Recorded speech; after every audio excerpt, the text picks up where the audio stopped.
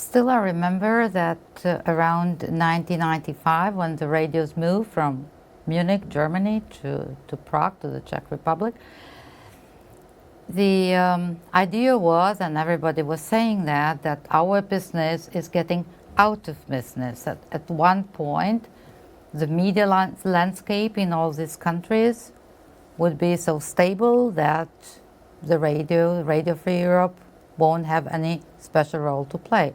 And here we are, like 30 years after. How do you explain that?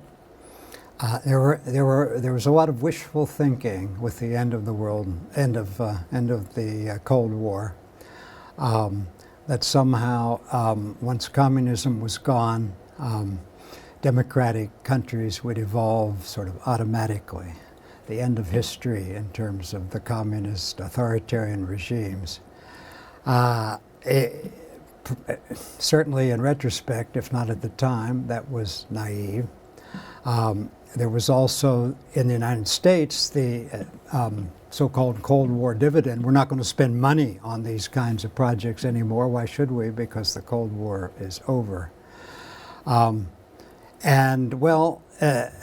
We thought, I think, okay, well, at least once these countries in Central and Eastern Europe joined NATO, joined the EU, the mission would be over.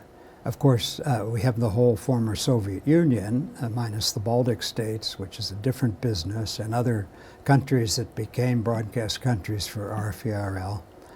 But in this part of the world, in Central and Eastern Europe, we see backsliding.